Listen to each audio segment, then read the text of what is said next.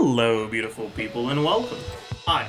The first Ask Zajef in a pretty long time. It's been a while since we did one, and I figured we might as well. So, yeah. Zajef, why do you hate exploring so much?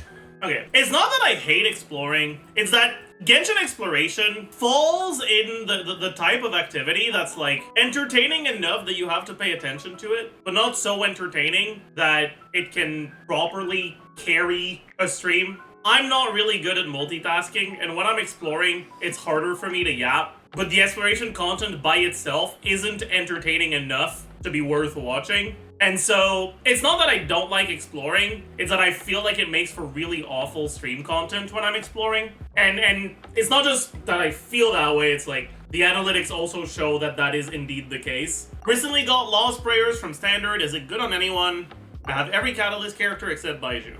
Well, it's good that it's not a good weapon on Baiju then. Realistically, Lost Prayers is a pretty good stat stake on any on-field Catalyst character. The main issue that it has is that a lot of these Catalyst characters that are carries can end up with a lot of crit rates. If you look at Molani, if you look at Neuvillette, even Risley to some extent, when you get a lot of crit rate externally, it can be a lot harder to balance your crit ratio so that you're not overcapping on crit. It's important to keep in mind that if you're overcapping on crit by 10%, you're losing out on 20 CV's worth of what the weapon is providing you. Which in most cases, if you take a 5-star weapon, but you lose 20 CV's worth of stats, it's worth than the good 4-star stat stakes. And because of that, Lost Prayers very often ends up in a situation where you're overcapping on crit, so it's just not good enough. But on any character where you can manage to have a build where you're not overcapping on crit, it's going to be a pretty good stat stake.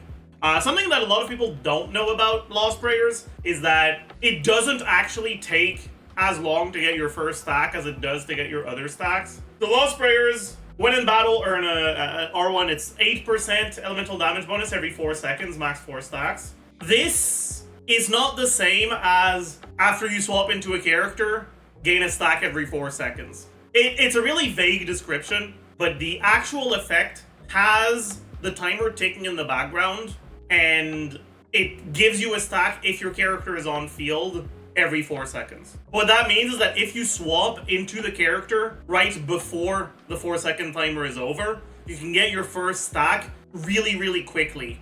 You can get your first stack in the first second and then the second stack after 5 seconds. Because it's pretty hard to actually predict and swap into the character at the perfect moment, in practice what this means is that on average it's going to take you somewhere between 0 and 4 seconds to get your first stack. And on average, it's going to be about 2 seconds. Which means the average damage percent that you get from Lost Prayer is a bit higher than what you'd expect if you don't know it works that way. Next question. Are you planning on uploading more VODs to YouTube? Because apparently there's a channel that's been archiving your stream for 5 months now. Oh, that's interesting. I didn't actually know about that. I'm not planning on doing that in the near future. For those of you that didn't know, I posted the Archon quests for 5.0 on the second channel, Zajef78.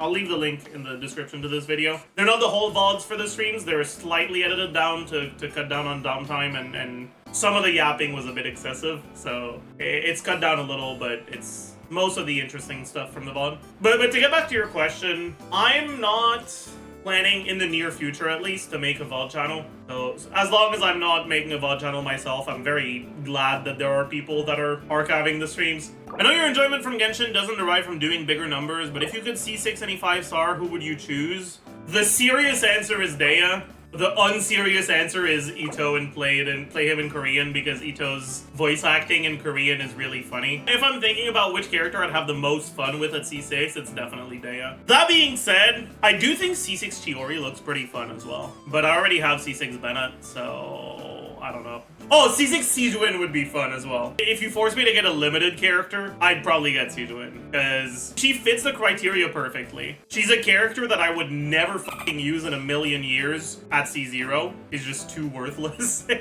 And so getting her at C6 wouldn't make me feel like I'm missing out on a character to do some testing. Her C6 is actually dank as f***.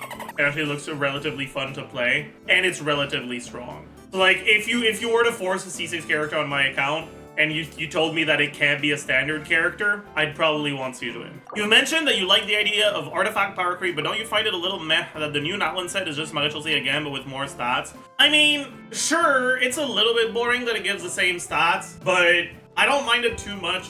I think it's fine for artifact sets to not be too dank, to have a relatively clear requirement that just gives you stats. I think that's completely fine. Well, when it comes to the new artifact set, the fact that it also just gives crit rate and it's just more stats than Magicalcy is a bit boring, but so long as the requirement for it is different, then it's not necessarily always going to be used in the same team, so I don't think it's a horrible thing. Do you think the pull who you like philosophy is kind of dead with the addition of Imaginary Theater? I don't think Imaginary Theater is hard enough to justify you needing to pull for it. I think it's relatively reasonable to assume that someone is going to end up with a decent roster of characters from any given 3 elements. If you can't do the highest difficulty one, you're missing out on basically one pull. I have already said before, and I stand by the fact that I don't like Imaginary Theater in terms of a forced incentive to pull for specific characters.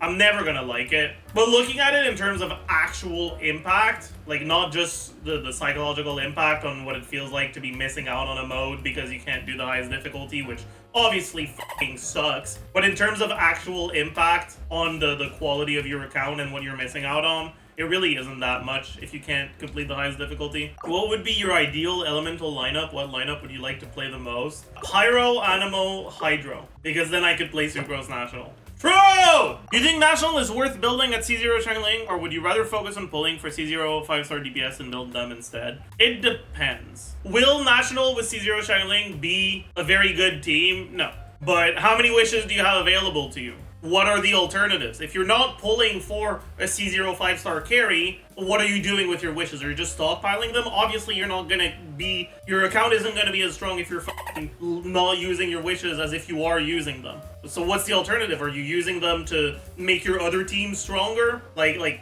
they're going somewhere. And then it depends. It depends on where you would be using them if you're not using them to replace your Xiangling team with C0 5-star team. If you actually are at C0 Xiangling, I think in a lot of situations it's better to try to build 2 non-Xiangling teams than to build a Xiangling team and another team. What underutilized reactions would you like to see buff/rework, and how/why? I don't think that a reaction being underutilized inherently makes it poorly designed.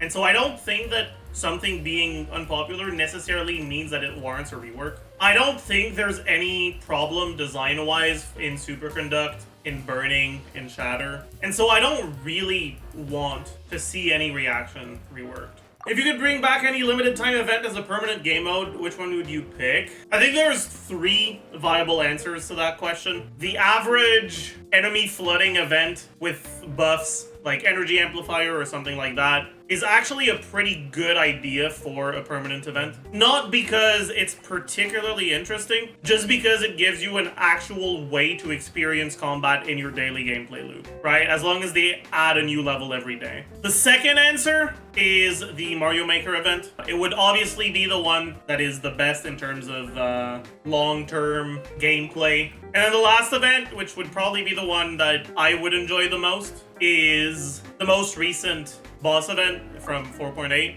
or 4.7. The Regisvine boss event was an omega banger. And if we got a new boss every 2 or 3 days, that would be pretty bog. I don't know if this was asked already, but how would you like Tsaritsa to revive Cryo? I don't think you're gonna like my answer. Personally, I would like for Tsaritsa to be a physical character. But I don't think that's I don't think that's gonna make people happy. Okay. If not, I don't really know. Make her good in forward mel. Yeah, that's something you could do. Just Cryo Xiangling. Which teams would you say are the easiest to play while still doing good damage? I mean, Hyperbloom, obviously. Nilo teams are pretty easy to play as well. Nevilet teams, Arlecchino teams are easy to play, as long as you're not trying to do VV Vape stuff. Last question. If a character has to be in your party forever, which character would you choose? I don't know if it would be Singto. Because most of the teams where I play Singto, I also play Bennett. But there's a bunch of teams where I play Bennett, but I don't play Singto. So I'm not sure if it would actually be Singto. Maybe it would be Bennett. Listen, there's a reason why the channel icon has been Bennett for years. There's a reason why my first videos were Bennett guys and shit. Bennett's my goat. Singto's the goat, but Bennett is my goat. Anyways, that's gonna do it for the Ask Zajef. I hope you guys learned a thing or two. I hope you enjoyed. Thank you for watching, YouTube, and I will see you guys in the next one.